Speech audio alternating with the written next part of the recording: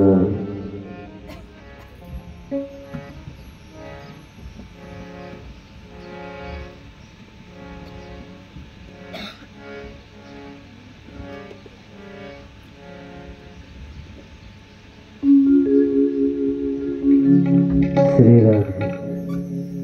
हे कृष्ण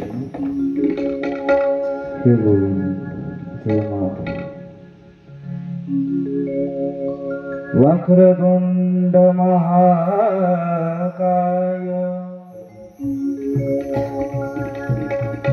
सूर्यकोटि समप्रभा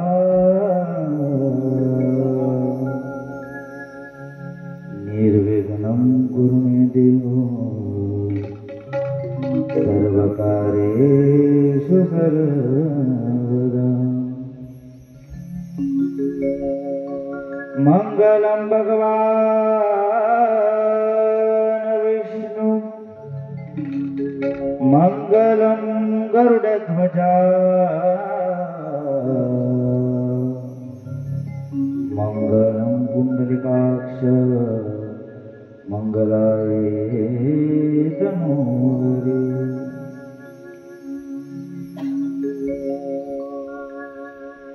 सच्चिदानंद रूपाय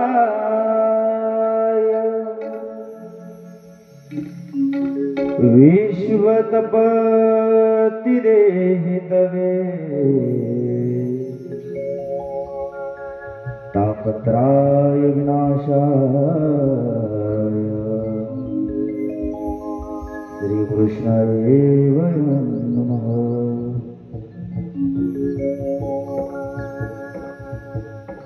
नमस्कार व्यासाय विशाल बुद्धे कुल्लारविंदाय पत्रनेत्राय तेय त्वया भारत तैलपूर्णा प्रज्वलितो ज्ञानमय प्रवीण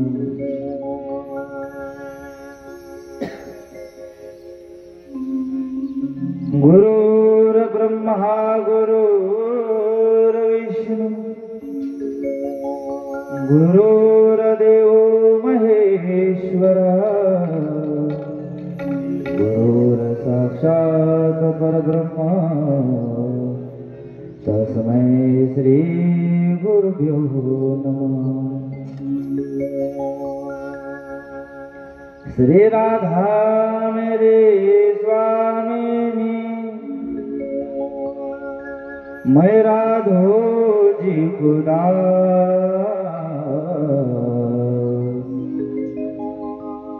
जन्म जन्म मोहे दीजे श्री चरणन का निवास बरसाने की राधिका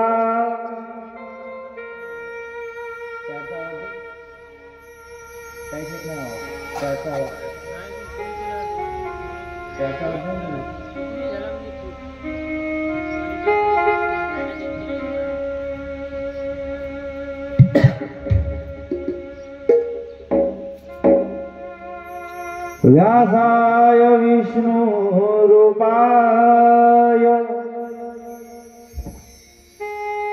दासरूपाय विष्णवे नमो नमः। ब्रह्मविदये वसिष्ठाय नमो नमः। गुरुजी थोडा गिअर लवकर टाका, श्लोक झाला आपलं स्वर द्यायचं।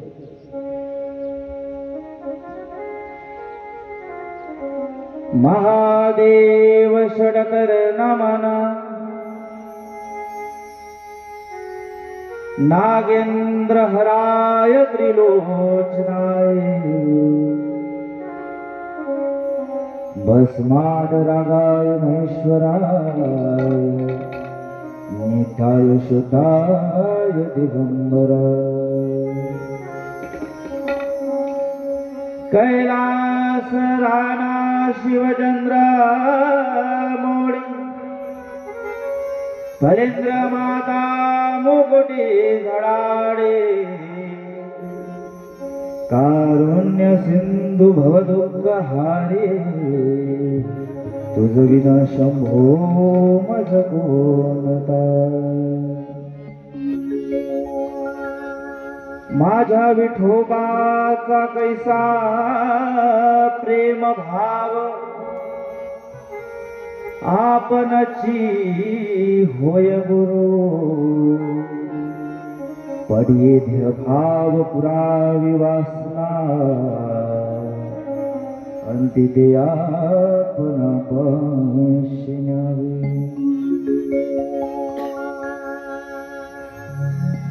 श्री कृष्ण गोविंद हरे मुरारी नारायण वासुदेव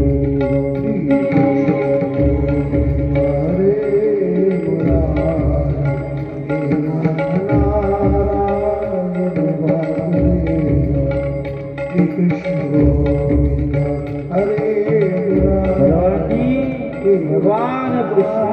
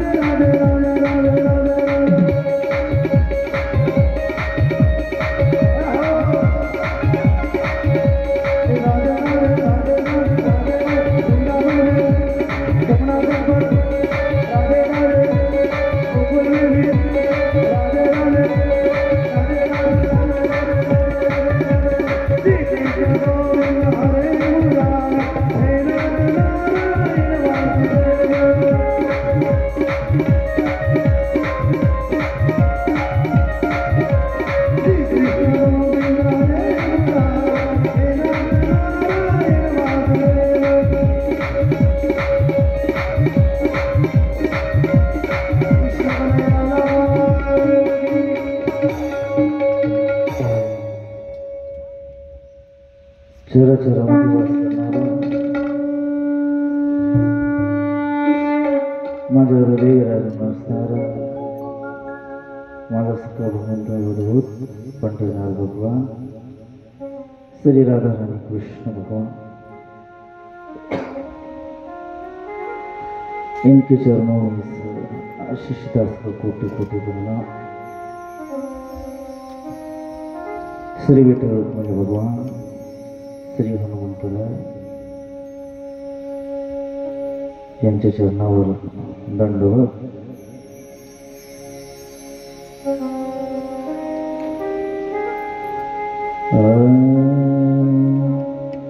हे भोळ्या शंकरा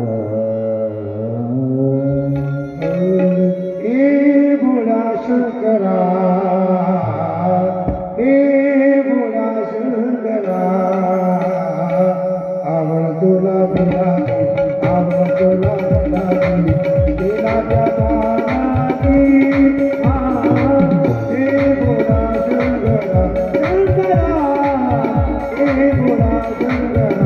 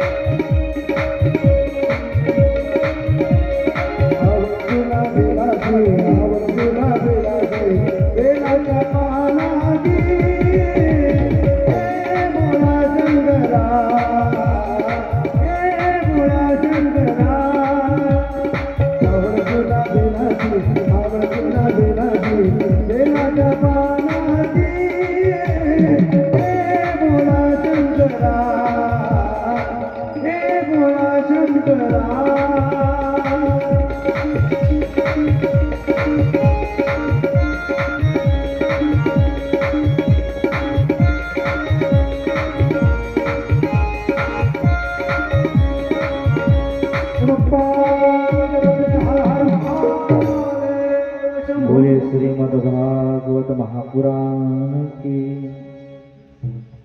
श्री कृष्ण भगवान की श्री महादेव भगवान की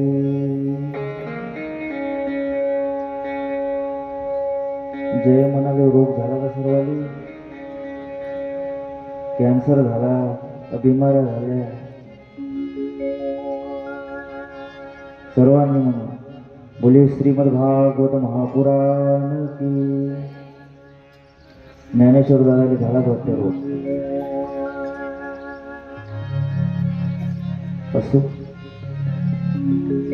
कृष्ण कथेमध्ये आपलं चित्त आणि मन आपण लावलं पाहिजे.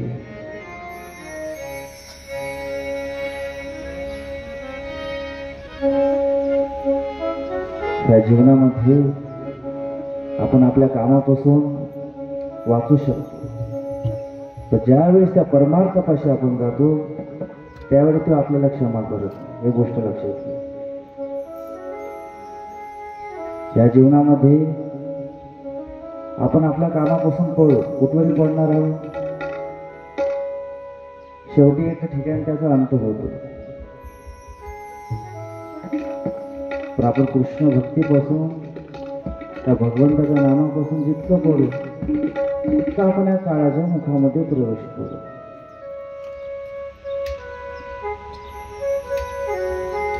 सत, चित आणि आनंद. सत, चित आणि आनंद या तीन गोष्टीमध्ये आपल्या संसाराचं सार दडलेलं आहे. सत हे प्रगट रूपाने सर्वत्र आहे.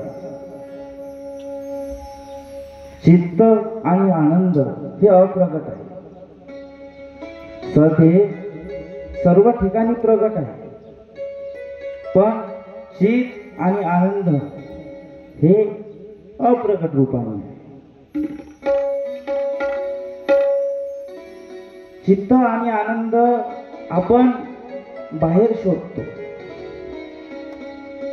ह्या संसारामध्ये, ह्या दुनियामध्ये शोधतो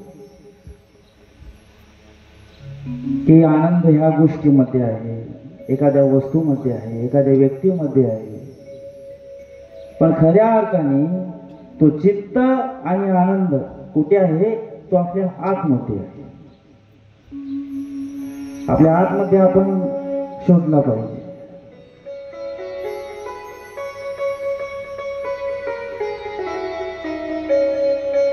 एक हरी आत्मा जीव शिव.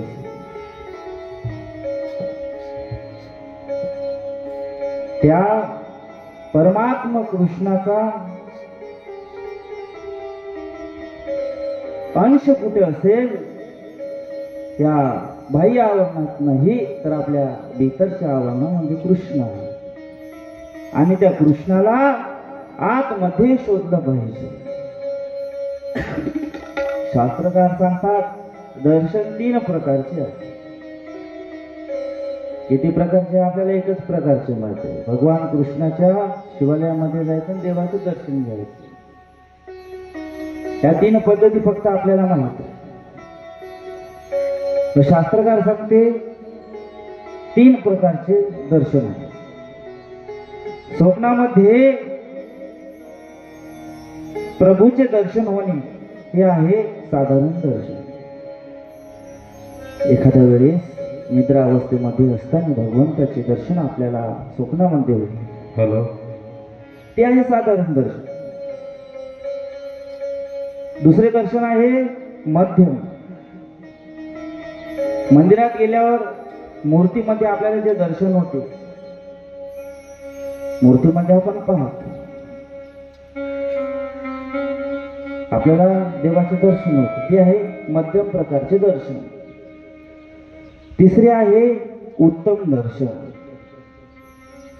जे भगवंत साक्षात आपल्या समोर प्रगट होईल आणि प्रगट झाल्यावर आपल्याला जे दर्शन होईल ते आहे उत्तम दर्शन. महाभारताच्या युद्धामध्ये भगवान श्रीकृष्णाने रणभूमीवर, महाभारताचे युद्ध कुठे झाले? हरियाणामध्ये कुरुक्षेत्र या ठिकाणी. आता प्रश्न असा आहे की कुरुक्षेत्रालाच का सर्वांनी निवडलं तर ह्या ठिकाणी आपण युद्ध करायचे? आता आपण या ठिकाणी श्रीमद भागवत कथा करतो, त्या ठिकाणाची निवड करून केली.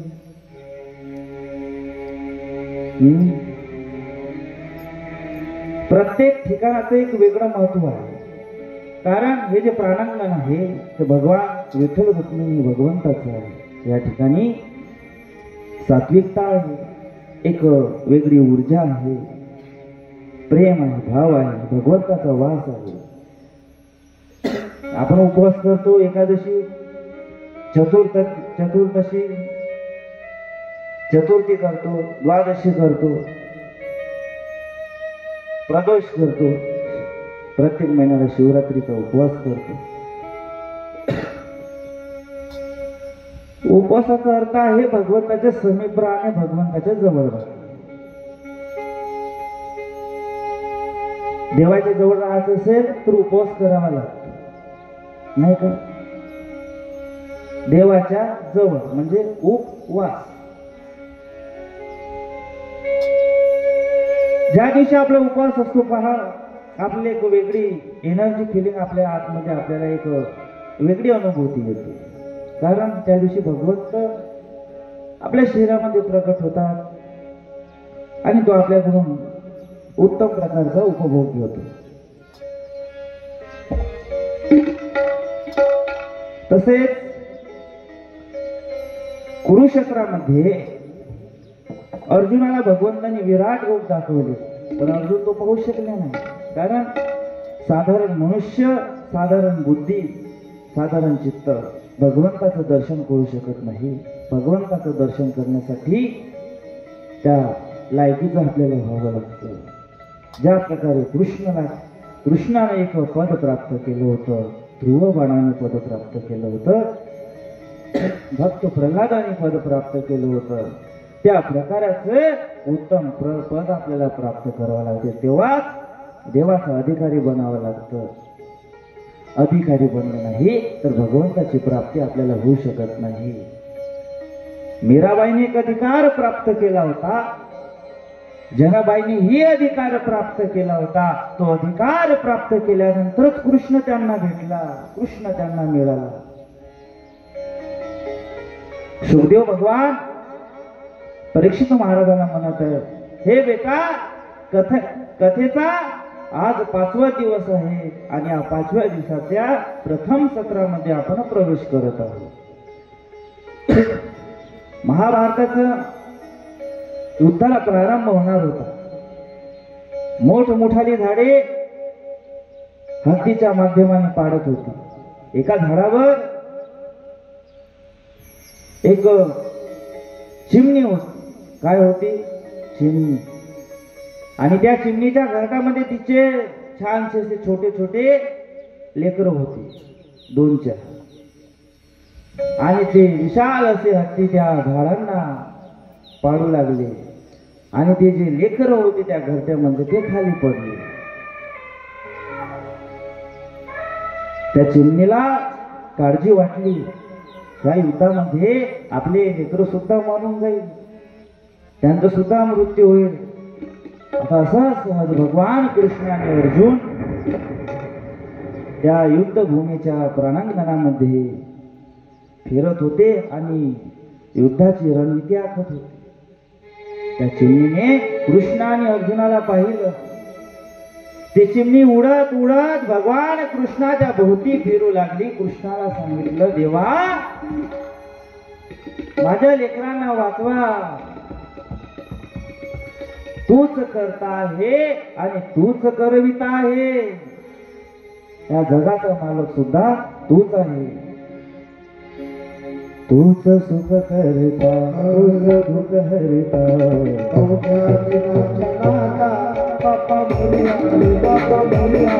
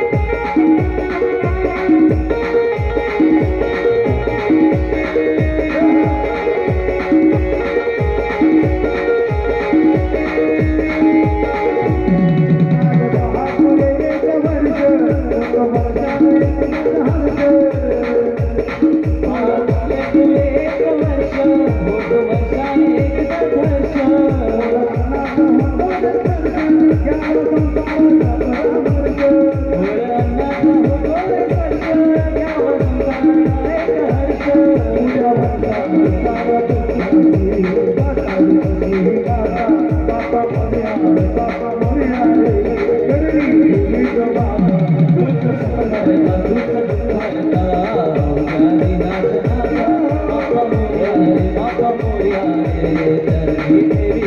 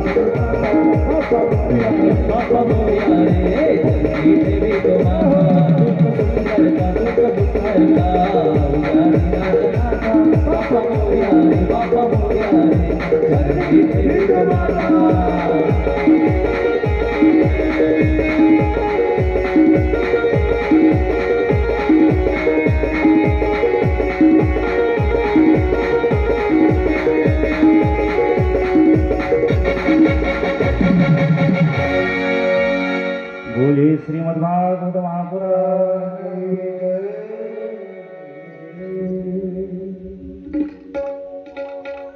भगवान कृष्णाच्या भोवती ती चिमणी फिरू लागली.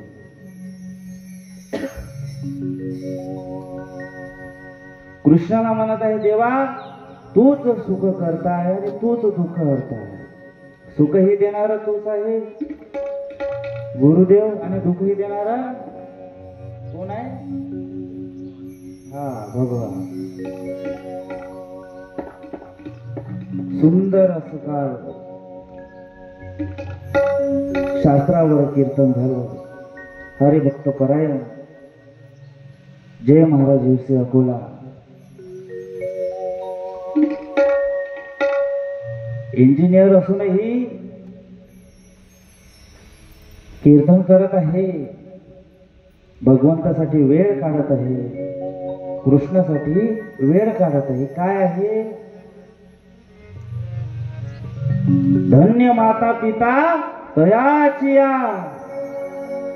धन्य आहे ते आई वडील, धन्य आहे ते माता पिता की अशा पुत्रांना जन्म दिला. कारण ज्यावेळी आपल्या कुळामध्ये एक हरिभक्त जन्मतो त्यावेळी एका कुळाचा नाही तर संपूर्ण कुळाचा नाश, संपूर्ण कुळाचा उद्धार करते. आणि कुळामध्ये जे काही पाप झाले असेल तो एक हरिभक्त सर्व कुळाचा उद्धार करून सर्व पापांचा नाश करतो. स्वर्गीतले पूर्वज करती वंदन. जे स्वर्गातले पूर्वज आहे, स्वर्गात गेलेले जे पुण्यात्मा आहे त्या हरिभक्ताला वंदन करते, दंडवत करते की तुझ्यामुळे आमच्या कुळाचा उद्धार झाला. पण कुळामध्ये एक तरी भजन करता झालाच पाहिजे, एक तरी भजन करणारा असलाच पाहिजे, त्याशिवाय कुळाचा उद्धार होत नाही. माया बाबू, आपण इंजिनियर बनू, डॉक्टर बनू, वकील बनू, मोठमोठे पदाधिकारी बनू, पण जे हे कीर्तनकारांचं, कथाकाराचं, प्रवचनकाराचं आणि जो भजन करतो ते पद प्राप्त करण्यासाठी ह्या जन्माचे नाही तर जन्मोजन्मीचे पुण्य प्राप्त करावं लागतं. महाराज, जन्मोजन्मी आम्ही बहु जन्मोजन्मी आम्ही बहु पुण्य केले. जन्मोजन्मी आम्ही बहु पुण्य केले. देवाला विठाले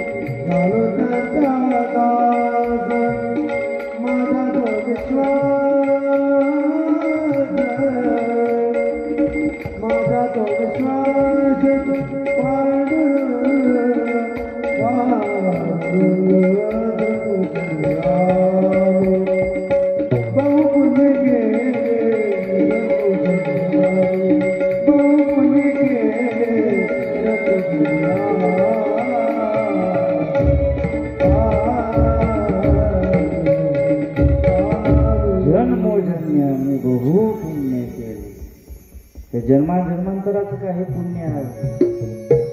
त्यावेळेस कुठं कीर्तन भागवत प्रवचन भजन आपण करतो. जन्मात शक्य नाही. कित्येक लोक आहे घरी बसून कथा ऐकत आहे. काय त्यांचं पापच आहे. त्यांचे पाप या कथा मंडपामध्ये त्यांनी येऊ देत नाही. लक्षात घ्या. त्या गोकुळामध्ये जे काही कृष्णाचे सवंगडी मित्र आहे, जे काही झाड आहे वेली आहे, ते कोण आहे? ते संत आहे. जे राम जन्मामध्ये इतर अवतारामध्ये त्यांची इच्छा होती की आम्ही कृष्णासोबत खेळावं, कृष्णाचा आम्हाला सहवास लाभावा. आणि म्हणून भगवान कृष्णाने त्यांना सांगितलं तुम्ही काळजी करू नका. मी ज्यावेळी कृष्ण अवतार घेईल त्यावेळी कृष्ण अवतारामध्ये मी सर्वांसोबत लीला करेन. मग कृष्णाच्या लीला सहज नाही. भक्ती मार्ग, ज्ञान मार्ग आणि कर्मयोग, या तीन योगाचा शास्त्रामध्ये वेदांतांनी मार्ग सांगितला आहे.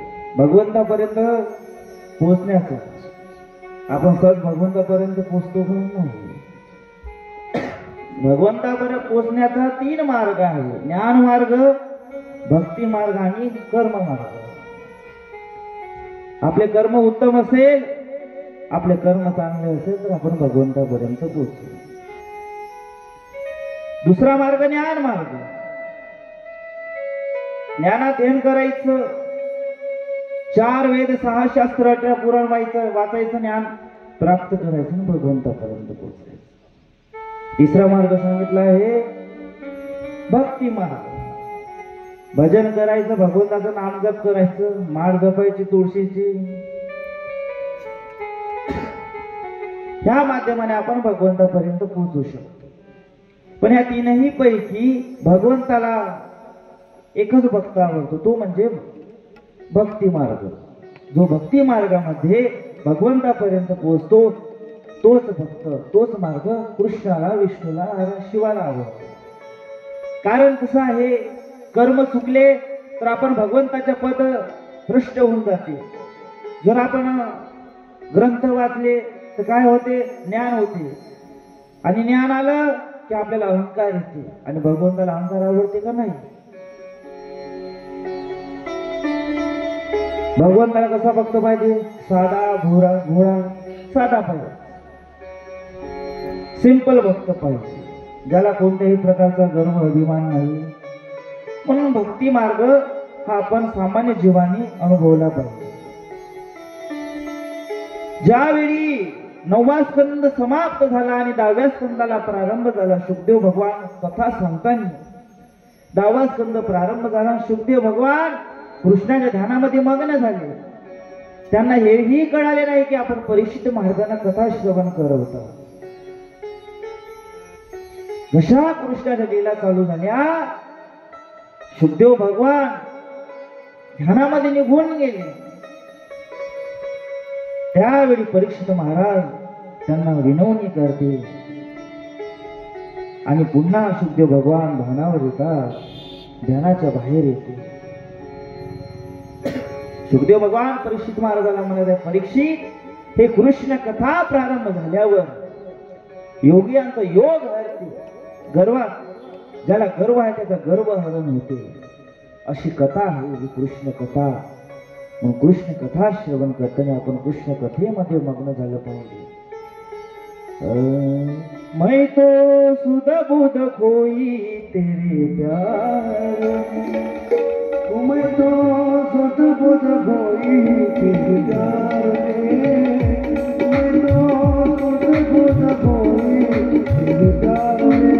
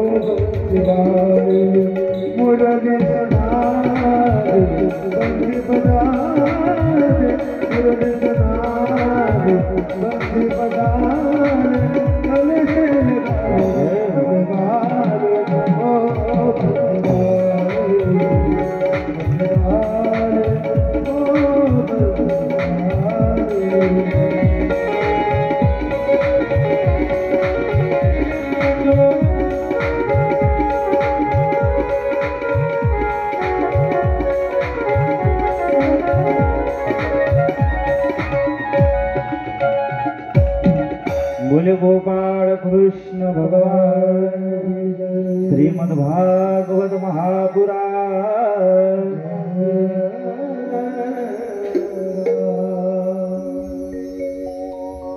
परीक्षित महाराजांना शुकदेव भगवान कृष्ण लीला श्रवण करवत आहे आणि भगवान शुकदेवांनी परीक्षित महाराजाला सावधान मध्ये राहून ही कथा श्रवण कर, कारण ही कथा जर एक वेळा आपल्या आयुष्यातून निघून गेली तर पुन्हा श्रवण करायला मिळणार नाही. परीक्षित, तुझा 7 दिवसामध्ये मृत्यू होणार आहे. किती दिवसामध्ये? आपला ही 7 दिवसामध्ये मृत्यू होणार. आज घरी जाता जाता आपला मृत्यू झाला तर राहिलं उद्या कृष्ण लग्न, नाही का? पण परीक्षित महाराजाला शुद्धदेव भगवान सावध करत आहे. सावध झालो हरीच्या आलो जागरणा. परीक्षिता सावध हो, कारण कृष्ण कथा पुन्हा ऐकायला मिळणार नाही, श्रवण करायला मिळणार नाही. शुद्धदेव भगवान परीक्षित महाराजाला सांगत आहे की कंसाने देवकी आणि वसुदेव बाबाचा विवाह करून नेला, पण आकाशवाणी झाली. त्या आकाशवाणीने सांगितले की देवकीचा 8वा पुत्र तुझा वध करेल. त्या क्षणी वसुदेव कंस देवकीला मारण्यासाठी धावतो, पण वसुदेवाने थांबवले की देवकीचा 8वा पुत्र तुझा वध करणार आहे. आपल्या बहिणीचे हत्या करून त्याचे पाप आपल्या मस्तकावर तू घेऊ नको. कंसाला ते योग्य वाटले आणि कंसाने देवकी आणि वसुदेव बाबाला कारागृहामध्ये टाकले. 7वा मुलगा रोहिणीच्या गर्भामध्ये योग मायाद्वारे प्रगट झाला. बघा भगवंताचा जन्म झाला. त्यानंतर यशोदा मातेच्या गर्भातून सुद्धा योग मायेचा अंतर्भाव झाला आणि इकडे कारागृहामध्ये देवकीच्या गर्भातून भगवान श्री कृष्ण प्रकट झाले. बोले कृष्ण भगवान की जय. भगवान कृष्णाने वसुदेव बाबाला सांगितले की गोकुळामध्ये तुझा जे मित्र आहे नंद बाबा, यशोदा माता, तिच्या गर्भातून योगमायेने जन्म घेतला. योगमायेला इथे घेऊन या आणि मला त्या यशोदा मातेच्या जवळ घेऊन जा. एका टोपलीमध्ये यशोदा बाबांनी वसुदेव बाबांनी त्या बाळ कृष्णाला घेऊन गोकुळामध्ये आले. यशोदा मातेपाशी जे योग माया होती जगदंबा, तिला घेऊन कारागृहामध्ये आले. कंसाला माहीत पडले, त्याला कळाले की देवकीला मूल झाला आहे. तसाच कंस झोपेतून धावत आला. त्या देवकीपासचं जे योग माया आहे तिला आपल्या हातात घेतल्या आणि वर दगडावर भिंतीवर फेकतात योग माया आपल्या चतुर्भुज रूपामध्ये प्रकट झाली. त्या कंसाला आश्वासन देते, कंसा तुझा मृत्यू तर गोकुळामध्ये जन्माला आला आहे, तू इथे फालतू खटाटोप करत आहे. आणि योग माया त्याला उद्देश देऊन आकाशामध्ये अंतर्धान पावते. कंसाला इकडे काळजी वाटते की ज्या देवकीला ज्या आपण तिचे 6ही मुलं मारून टाकले, 7ही मुलं मारून टाकली, आता काय फायदा, तू गोकुळामध्ये जन्माला आला आहे. कंस भयभीत होतो. ज्यावेळी कंस जन्माला आले त्यावेळी एकही दिवस कंस त्याला चैनीची झोप आली नाही. मागे एक दुष्टांत आपला सुटला आहे. तो असा आहे की ज्यावेळी कृष्ण आणि अर्जुन रणभूमीचं परीक्षण करण्यासाठी युद्धनीती आखण्यासाठी त्या युद्धभूमीवर आले, ते चिमणी भगवान कृष्णाच्या भोवती फिरत आहे. कृष्णाला म्हणत आहे, तूच आमचा दात आहे, तूच आमचं सुख करत आहे, तूच आमचं दुःख हरता आहे. त्यावेळी भगवान कृष्ण त्या चिमणीला म्हणते की माझ्या हातात काहीच नाही आहे. जे नियती आहे, जे नीती करत आहे तेच तुलाही आणि तेच मलाही भोगावं लागेल. त्यावेळी ती चिमणी भगवंताला कृष्णाला म्हणते, देवा तू असं म्हणत आहे तर ठीक आहे, माझे कर्म असेल तर माझ्या कर्मानुसार माझ्या कर्माचे फळ मला प्राप्त होईल. युद्ध चालू होते. युद्धभूमीवर भगवान कृष्ण रथाची दोरी आपल्या हातामध्ये घेऊन आहे आणि अर्जुन आपलं गांडीव धनुष्य घेऊन त्या रथामध्ये आरूढ झालेला आहे. शंख फुकायचा, युद्धाला प्रारंभ व्हायचा. त्याआधी भगवान कृष्ण अर्जुनाला म्हणते, अर्जुन तुझ्या हातातलं जे गांडीव धनुष्य आहे ते मला दे. अर्जुनाला आश्चर्य वाटते, देवा तुने वचन घेतलंय, तू शपथ घेतली आहे की मी युद्धामध्ये अस्त्रही उचलणार नाही, शस्त्रे उचलणार नाही, मग कशासाठी तुम्ही गांडीव धनुष्य मागत आहे. अर्जुनाला काही कळाले नाही. अर्जुनाच्या हातातलं धनुष्य घेऊन भगवान कृष्ण त्या बाणाला, त्या धनुष्याला बाण लावते. आणि जो हत्ती त्या झाडाला पाडत होते आणि ते पाडल्यानंतर ते चिमणीच्या घरट्यात ते पिल्ले खाली पडले होते, त्या हत्तीच्या गळ्यातल्या घंटीला निशाणा लावते भगवान कृष्ण आणि ते घंटी खाली पाडते. पुन्हा भगवान कृष्ण तो गांडीव धनुष्य अर्जुनाच्या हातात देते. युद्धाचे 18 दिवस समाप्त होते. त्या चिमणीला भगवान कृष्ण सांगते की 3 हप्त्याचं अन्न पाणी तू गोळा करून ठेव. 18 दिवस पूर्ण होते, युद्ध समाप्त होऊन जाते. थोड्या वेळापुरतं विश्रांती युद्ध येते. एक दिवस भगवान कृष्ण आणि अर्जुन त्या युद्धभूमीच्या रणांगणावर फिरत असताना अर्जुनाला भगवान कृष्ण म्हणते, अर्जुन हे जे घंटी आहे ते उचल. मी तुला सांगितलं होतं की धनुष्य दे आणि त्या घंटीला मी प्रहार करून ते घंटी खाली पाडते. ते घंटी उचल. अर्जुनाच्या आता ही लक्षात येत नाही. अर्जुन ते घंटी बाजूने सरकवते तर काय त्या घंटीच्या खालून 4 तरुण त्या चिमणीचे पिल्लं त्या घंटीच्या खालून निघते. त्यावेळी अर्जुनाला कळते की देव हाच आपला दाता आहे. देव आपलं संकट काळीही रक्षण करते. फक्त काय आहे विश्वास. ज्या प्रकारे त्या चिमणीने भगवान कृष्णावर विश्वास ठेवला आणि विश्वास करून आपल्या मुलालाही जीवनाचं बलिदान देण्यासाठी त्या युद्धभूमीवर सोडून ते कर्म करण्यासाठी गेले. माय बापो सांगण्याचं तात्पर्य एकच आहे, कर्म. आपले कर्म आपल्या जीवनाचे. आपल्या घरी पैसा येतो कर्मामुळे, आपल्या घरचा पैसा निघून जातो आपल्या कर्मामुळे. दान दिल्यानं कमी येत होत नाही. देणारा सडड हाताने दान देत असेल, अन्नधान्य देत असेल, वर्गणी देत असेल तर त्याच्या घरी कोणत्याही गोष्टीची कमतरता राहत नाही. अनेकांच्या घरी संपत्ती आहे, काय संपत्ती ते कामाची. अरे मेल्यावर आपल्याला काय एक पांढरा कपडाच आपल्या शरीरावर घेऊन जाते ना. 3.5 हाताचा गट्टा खोदल्या जाते. आपल्याला घराला स्टाईल पाहिजे नाही का, घरामध्ये मार्बल पाहिजे, ग्रेनाइट पाहिजे, तितकंच भरलं नाही घराला वाल पुट्टी करायला पाहिजे, कलरिंग पाहिजे, काच पाहिजे. पण ज्यावेळी आपण गड्ड्यामध्ये जातो या सर्व गोष्टी येते का नाही तरी आपल्याला कळत नाही. वर्गणी किती देतो आपण? 50 रुपये, 100 रुपये. 50 न 100 रुपयानं सप्ताह होते का किशोर भाऊ? नाही होत. एखाद्या आईस्क्रीमच्या गाडीवर जातो, महागडे 200, 300, 400 रुपयाचे, 500 रुपयाचे आईस्क्रीम मागतो आपण. साधी आईस्क्रीम 100 रुपयाची येत नाही. विचार करा, इतका मोठा सप्ताह, महाराज मंडळी, इतका भला मोठा मंडप, साऊंड सिस्टीम, प्रत्येक दिवशी वेगवेगळे कार्यक्रम, हार, फूल, शेला, नारळ. नारळ किती रुपयाचा आहे सांगा? 25 रुपयाचा असेल बहुतेक. हार किती रुपयाचा आहे? 30 रुपयाचा हार आहे. किती झाले? 25 प्लस 30 55. मग हा, आता माझं बीकॉम झालेलं आहे, ग्रॅज्युएट आहे मी बीकॉम मध्ये. जय महाराज. आता येत नाही, आता थोडं गणित कमजोर आहे आपलं. 50 ते 60 रुपये आपले निघून जाते त्याच्यामध्ये. रोजची कीर्तनकार मंडळी, भारूडकार, त्यांची जेवणाची व्यवस्था, नाश्त्याची व्यवस्था. आता तुम्ही 50, 100, 100 देसाल तर वर्गणी किती होईल? 50,000 जास्तीत जास्त 60,000. आता विचार करा, आता एका संचाला माणसाला 7,000 8,000 दिले. विचार करा, 8 गुणिले किती जण आहे?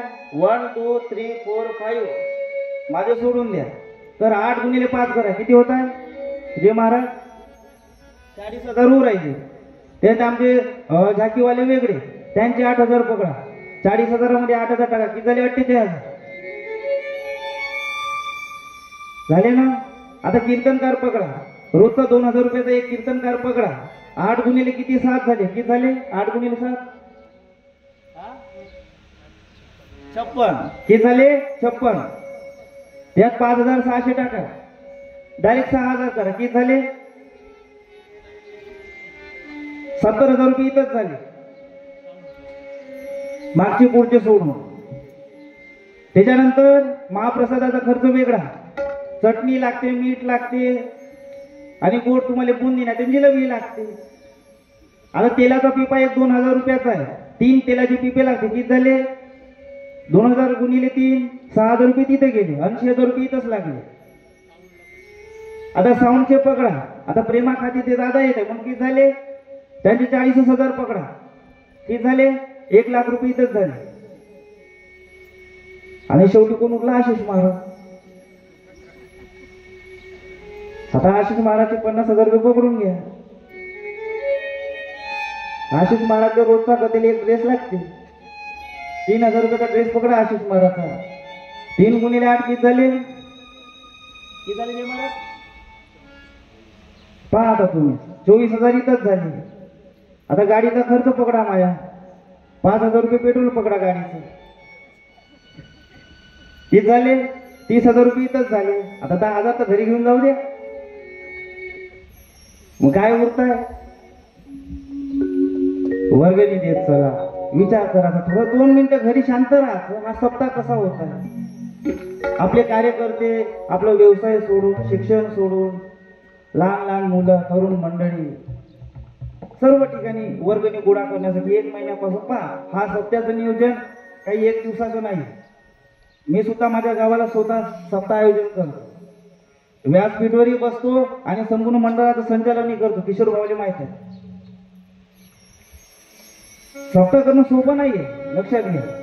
महाराज लोकांची व्यवस्था झोपण्यापासून खाण्यापर्यंत, त्यांना गाड्या घेऊन बाबुळगावला जाणं, कडमला जाणं सोपं आहे का? इतक्या उन्हाळ्यात, भर उन्हामध्ये आपण विचार केला पाहिजे. 2 मिनिटं कथेमध्ये येऊन बसायचं. प्रत्येकाने एक एक हात जर आपल्या समोर केला तर असा विशाल भव्य हा कार्यक्रम होऊ शकतो. ही कथा होऊ शकते, मोठमोठे कीर्तनकार आपल्या गावामध्ये येऊ शकते, रोजचे कीर्तन होऊ शकते आपल्या गावामध्ये, काकडा होऊ शकते, नाही का? याच्यासाठी काय लागते? पैसा. पैशाशिवाय कोणत्याच गोष्टी होत नाही. लावा तुम्ही एखाद्या महाराजाला फोन, महाराज आज तुमचं कीर्तन आमच्या गावामध्ये ठेवायचं. 5,000 शिवाय कोणताच महाराज येत नाही. येते का? नाहीये. युट्यूबवर सर्च मारा, नंबर भेटून जाईल अनेक महाराज. आपल्याला वाटलं पाहिजे संतांचे पाय आपल्या गावामध्ये लागले पाहिजे. लक्षात घ्या, ज्यावेळी संत महाराज मंडळी आपल्या गाव येते, आपल्या गावाचा उद्धार होते. आज अनेक गाव आहे ज्या गावामध्ये सप्ते होत नाही, आणि सप्ते होत नाही तर पहा त्या ठिकाणची तरुण मंडळी कशी आहे की मुली कोण्याही मुलाचा हात पकडते आणि पडून जाते.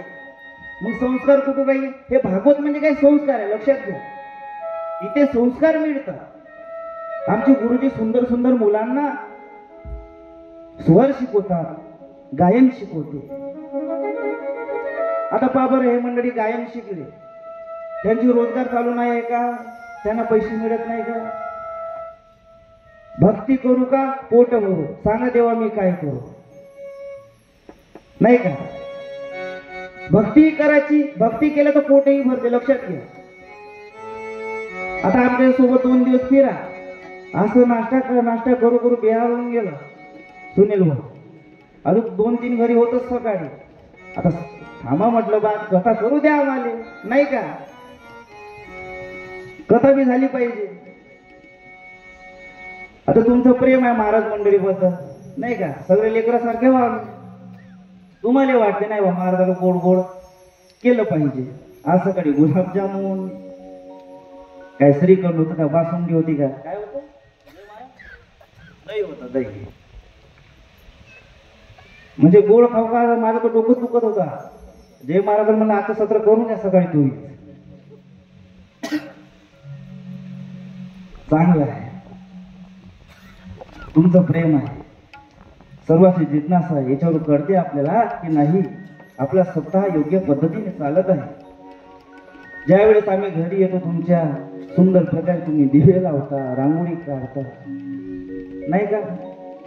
महाराज लोकांसाठी व्यवस्था करता. संत आपल्या घरी आले तर आपल्या घरचे सर्व रोग, दारिद्र्य ते आपल्या घरून निघून जाते. ते मी नाही तर श्रीमद भागवत कथा सांगत आहे. म्हणून श्रीमद भागवत कथेवर आपली श्रद्धा असली पाहिजे. पहा ना, परीक्षित महाराजाचा मृत्यू 7 दिवसात होणार होता, पण ते आपल्या पद भ्रष्ट झाले का नाही? त्यांनी चित्त मन बुद्धी पक्क बांधलं. पहा त्या योग्यानं कृष्णानं त्या परीक्षित महाराजाचं मन आणि बुद्धी एका ठिकाणी बांधली. मग पहा, मोक्षही त्यांना मिळणार आहे. म्हणून भागवतामध्ये चित्त मन लावून कृष्ण कथा श्रवण केली पाहिजे. बोले श्री कृष्ण भगवान. झाकी तयार आहे का? तर भगवान कृष्ण गोकुळामध्ये जन्मले. सर्वाला माहित पडाले की नंद बाबाच्या घरी कृष्ण जन्माला आला आहे, नाही का? नंद घे कर आनंद होय, जय कन्हैयालाल. पहा, सर्व ठिकाणी आनंद उत्सव साजरा झाला. नंद बाबा सोनं चांदी जवाहरात कपडे गाय सर्व गोष्टीचं दान करत आहे. लाला जन्म सुन आई यशोदा दे दो बधाई. लाला जन्म सुन आई यशोदा दे दो बधाई. दे दो बधाई मैया दे दो बधाई. दे दो बधाई मैया दे दो बधाई. दे दो बधाई मैया दे दो बधाई. दे दो बधाई मैया दे दो बधाई.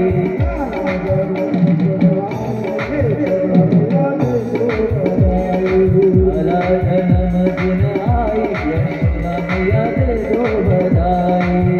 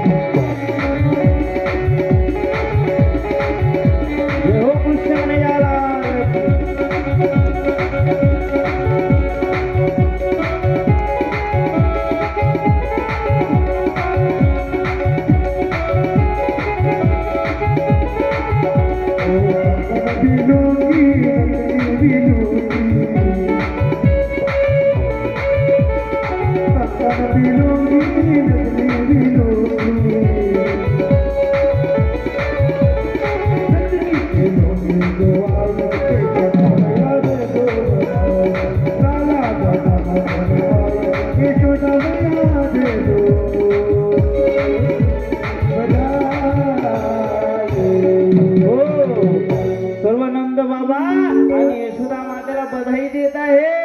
बधाई हो, बधाई हो, बधाई हो. नंद के घर लाला हुआ है. यशोदा मातेच्या घरी लाला झाला आहे. यशोदा माता बधाई हो. आणि बाळकृष्ण रडत आहे आनंदामध्ये. अरे आनंद झाला ना सर्वांना. हा, तसंच गोकुळामध्ये सर्व आनंद झाला. आनंद उत्सव साजरा करण्यात आला.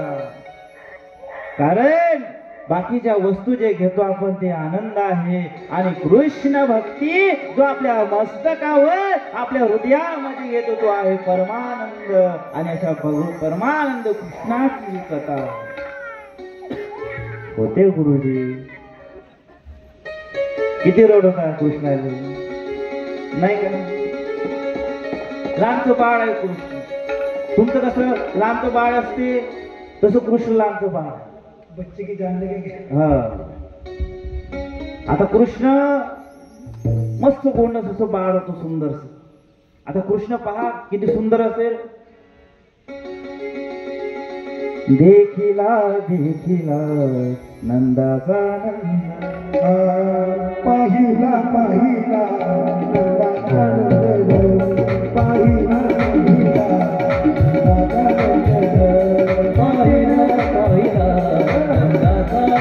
हो कसं होता कृष्ण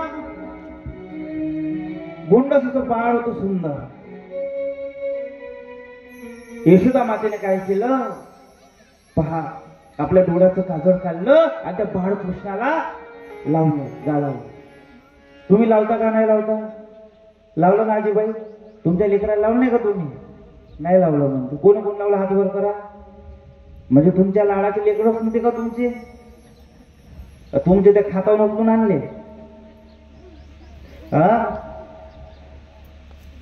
लावत असताना काय होते तर एखाद्याची नजर लागत नाही असं यशोदा मातेचं म्हणणं होतं. मेरे बागे बिहारी लाल इतना करियो सिंगार नजर हे हो.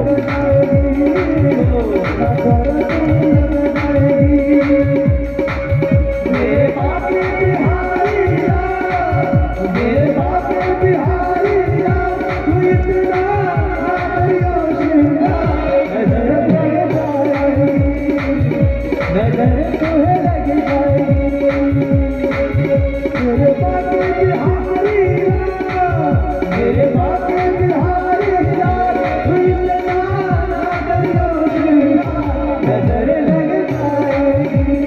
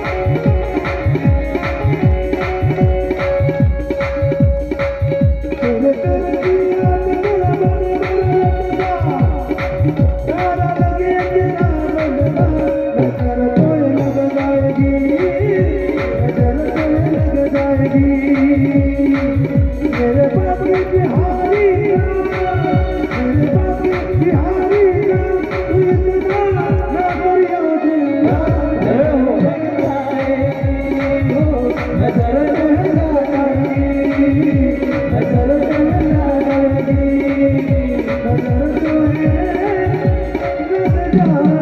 बोले गोपाळ कृष्ण भगवान की यशोदा माता माझ्या लालाला कोणाची नजर लागली नाही पाहिजे.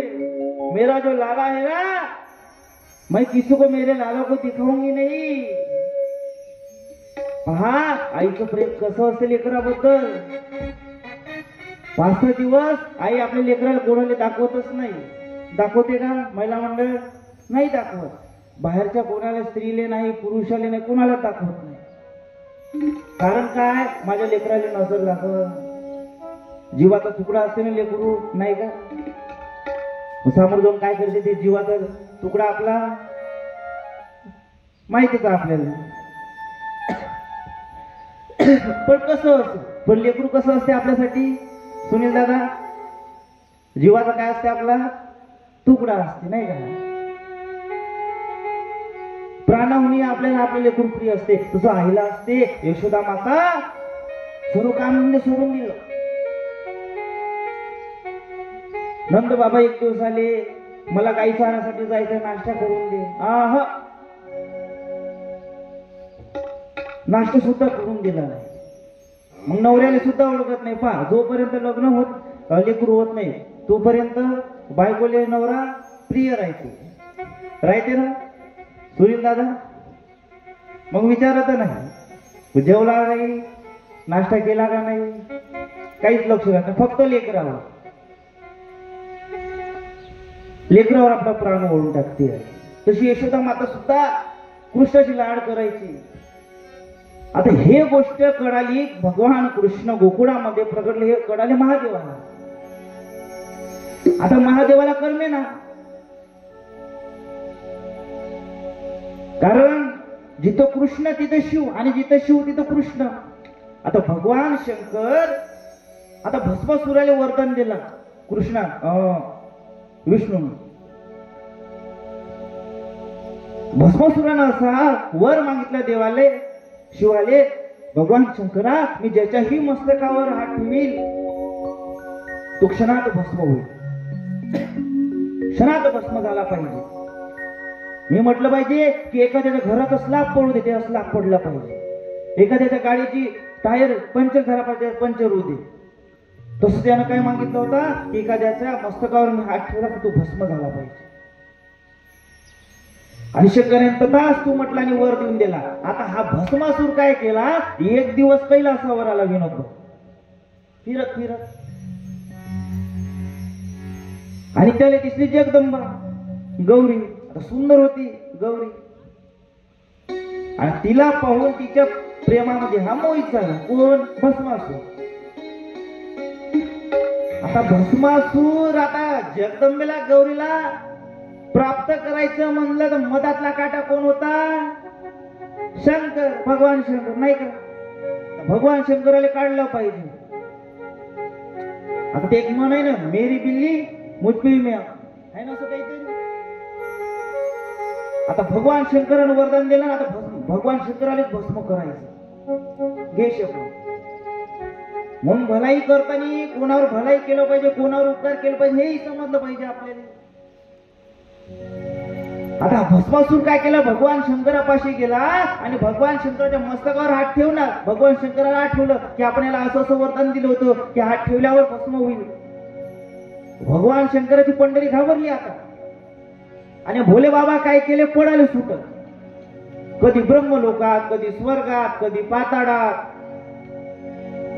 आणि वैकुंठ लोकामध्ये विष्णू समोर गेले, देवा मला वाचव, आता मी संकटात आहे सापडून. पहा, जेव्हा जेव्हा शंकराने वरदान दिले राक्षसाला, त्यावेळी भगवान विष्णूला ते प्रॉब्लेम सॉल्व्ह करण्यासाठी मध्यस्थी म्हणून जावं लागलं. शंकर वरदान द्यायचे आणि बदनाम कोण व्हायचा? कृष्ण. रावणाले वरदान कोण दिलं? शिवानं. आणि प्रभू रामचंद्राचा अवतार घेऊन त्या रावणाचा वध करण्यासाठी कोणाला जायला लागलं? रामाले. कंसाले वरदान देणार कोण आहे? शंकर. अवतार कोणाला घ्यायला? कृष्णाला. देणं नाही घेणं, कंदी लावून बसणं. आता जिथं कृष्ण आहे तिथे शिव राहणार. शिवाला कळाले, पार्वतीला सांगितलं, पार्वती इकडे, पार्वती इकडे. तुला एक गोष्ट सांगतो, कोणाला सांगू नको. तुम्ही जाता ना आपल्या नवऱ्याच्या कानापाशी, अहो आजी ऐकता का, ते नाही का ते मेश्राम भाऊचं घर नाही का, मेश्राम भाऊचं घर, त्यांच्या घरी काय झालं माहिती का तुम्हाला? असं सांगताना बायकोच्या आपल्या नवऱ्याच्या कानापाशी जाऊ, जय महाराज. तसंच काय झालं, शंकर गेला पार्वती पाशी. पार्वती पार्वती ऐक ना, ऐक ना, ते नाही का ते गोकुळ नंद बाबाचं घर, त्या नंद बाबाला नाही का छोटस बाळ झालं, आणि ते कोण आहे माहिती आहे का? नाही नाही, सांगा सांगा कोण आहे,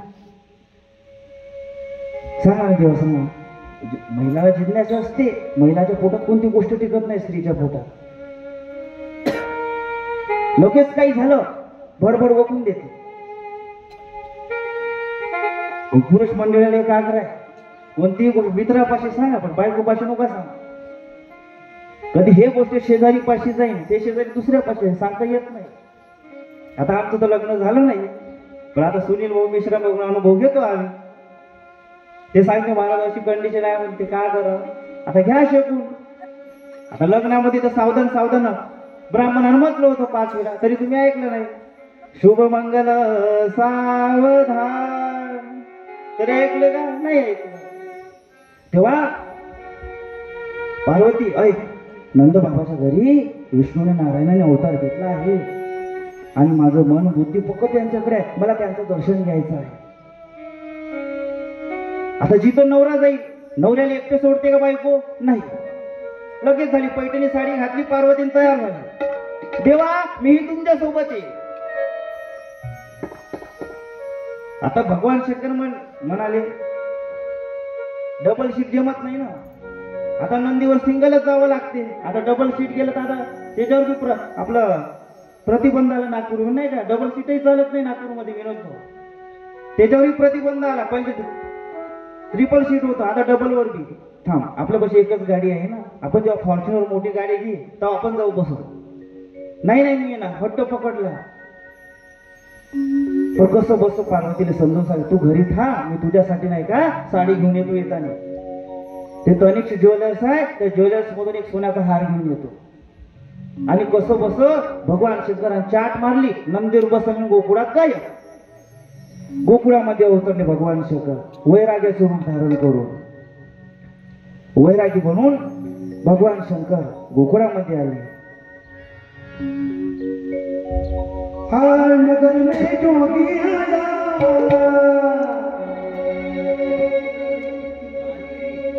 नगर में जोगी आया, भेद कोई समझ न पाया, अजब है तेरी माया, इसे कोई समझ न पाया, ये जो दागे गलाया, सबसे बड़ा है तेरा नाम, भोले राम, भोले राम, भोले राम, भोले राम, भोले राम, भोले राम। नगर में जोगी आया, भेद कोई समझ न पाया, अजब है तेरी माया, इसे कोई समझ न पाया, ये जो दागे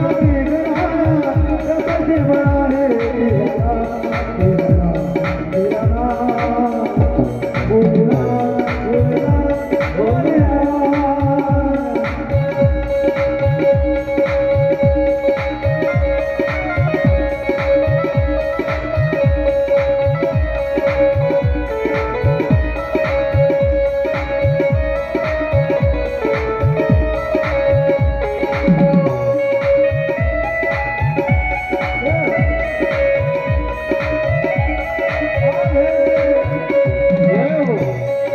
बड़े भाव से भगवान कृष्ण का भजन कीजिए।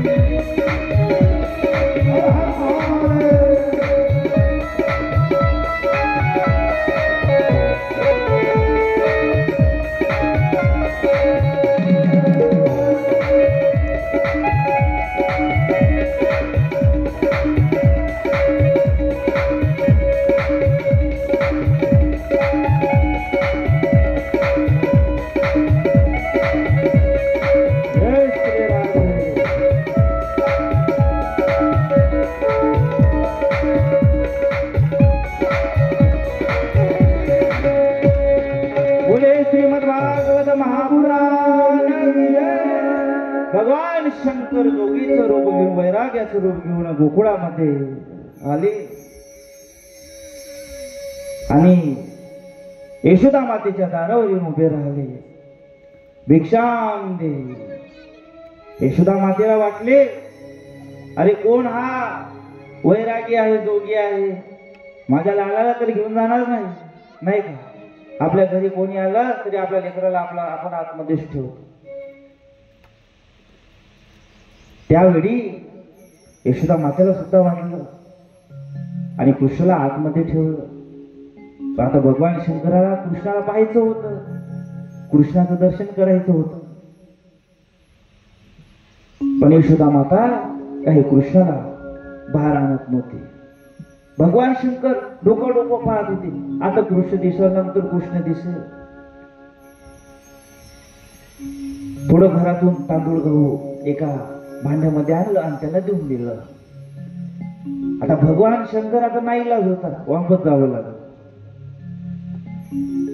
पण शंकराने डोळे बंद केले आणि कृष्णाला विनवलं, देवा दर्शन दे न देवा, अरे मी तुझ्यासाठी कैलासाहून आलो आहे, तुमचं दर्शन घेण्यासाठी माझी आतुरता आहे, देवा मला दर्शन दे. कृष्णाला वाटलं आता महादेवाला दर्शन द्यावं लागतं. आता कृष्णानं काय केलं माहित आहे का? कृष्ण स्वतः रडू लागला. किती केलं तरी चूप बसत नव्हता. त्याला दूध पाजलं, घरामध्ये पाण्यामध्ये टाकलं तरी कृष्ण शांतच होत नव्हता. आदळते माझे बाळकावे, रडते माझे बाळकावे,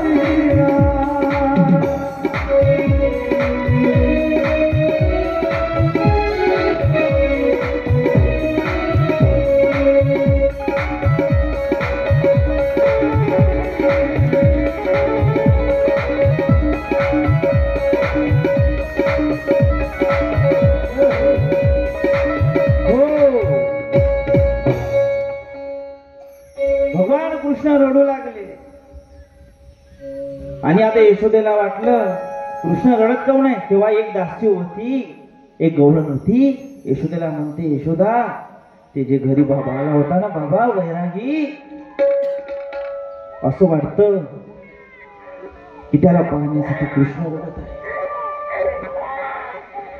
त्याला भेटण्यासाठी कृष्ण रडत आहे. असं कर, त्या बाबाले बोलावून घेऊन हे गवळण अशी धावत जाते आणि भोले बाबाला त्या वैराग्याला घेऊन येते. आणि भोले बाबा भगवान कृष्णाला आपल्या हातामध्ये घेते. जीव शिव सम दोघे, भगवान शिव आणि कृष्ण एक झाले आणि कृष्णाचं रडणं सुद्धा थांबलं. महाराज थांबलं. कृष्णाचं रडणं सुद्धा थांबलं आणि कृष्ण स्मित हास्य आपल्या चेहऱ्यावर करत आहे. भोले बाबाला परमानंद झाला. तेरे डमरू के धुन सुन के, तेरे डमरू के धुन सुन के,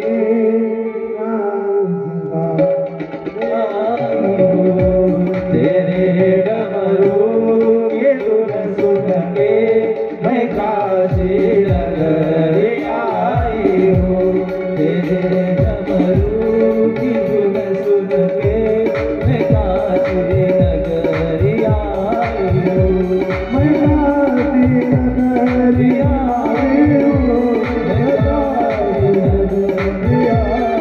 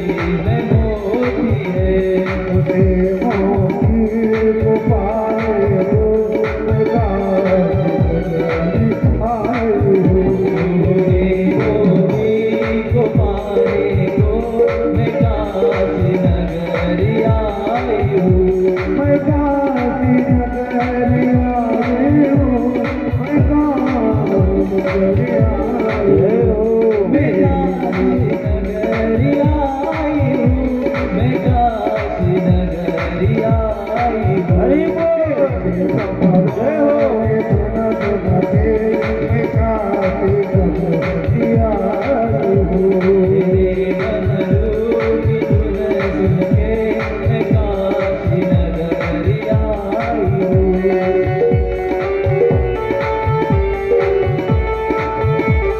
जय श्री राधे हर हर महादेव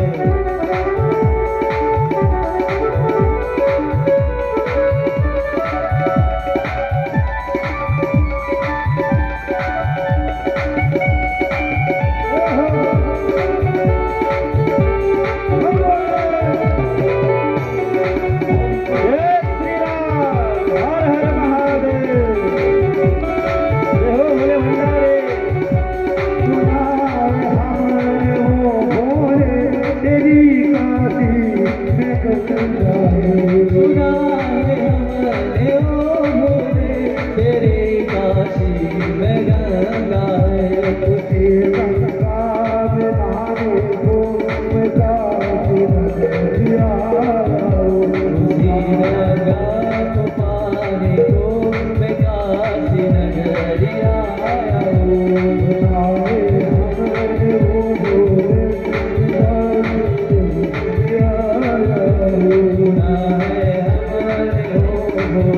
जय श्री राम हर महादेव जय हो भोले बाबा की जय हो काशी वाले बाबा मेरे भोले भंडारे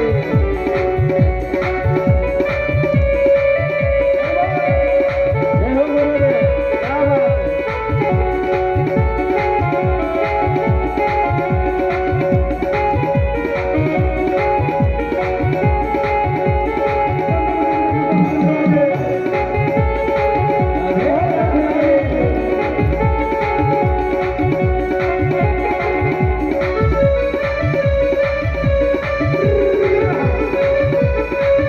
जय हो भोले बाबा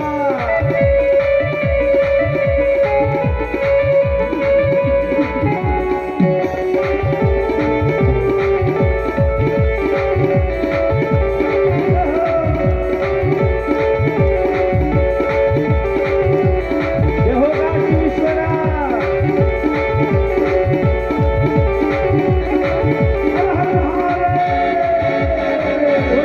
विश्वनाथ भगवान की अशा प्रकारे भगवान शंकर आणि भगवान कृष्णाचं मिलन झालं आणि त्यानंतर श्रीमद भागवतामध्ये नंद बाबाने गर्गाचार्य यांना बोलवण्यात आले. रोहिणीच्या गर्भातून जे जन्मले 7वा जन्म देवकीचा तो आहे बलराम भगवान. बोले बलरामजी महाराज की जय. बलराम भगवंताचं सर्वात आधी नामकरण करण्यात आलं. 16 संस्कार आहे. सर्वात आधी आहे गर्भधारण संस्कार, त्यानंतर आहे नामकरण संस्कार, तुम्ही आम्ही सर्व करतो तो आहे विवाह संस्कार आणि सर्वात शेवटचा आहे अंतिम संस्कार जो कोणालाही चुकला नाही. असे 16 प्रकारचे संस्कार आहे. त्या संस्कारापैकी भगवान बलरामाचं नाव ठेवण्यात आलं. गर्गाचार्यांच्या हस्ते ते आहे बलराम नाव ठेवण्यात आलं. त्यानंतर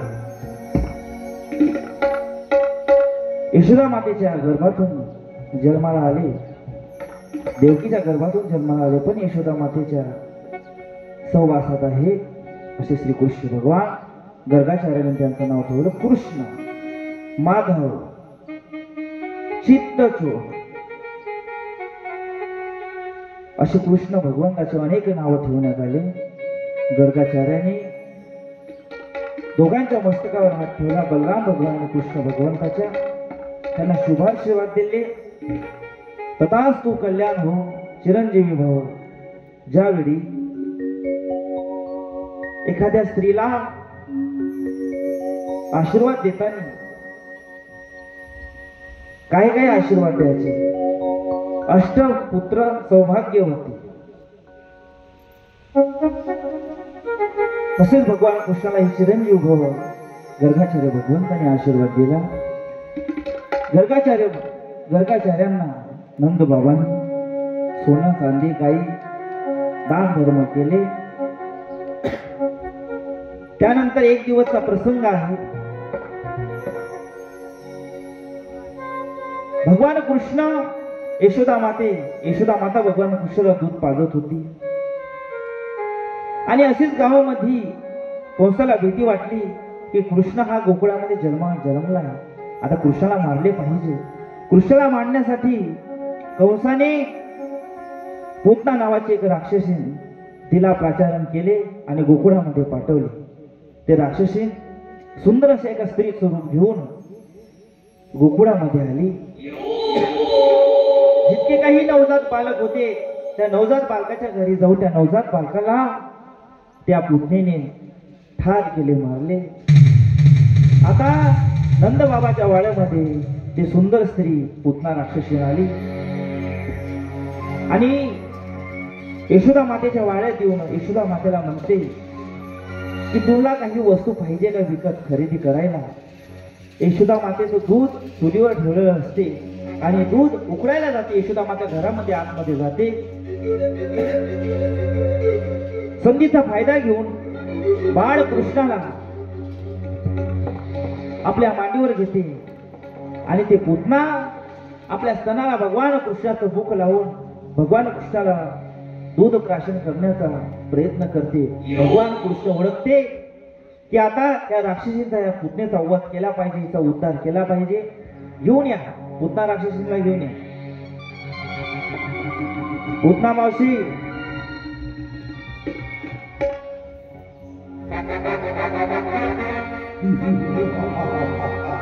गोकुळामध्ये आली आहे. हा हा हा हा हा आली पुतना आली पुतना आली पुतना मावशी आली पुतना आली पुतना आली पुतना मावशी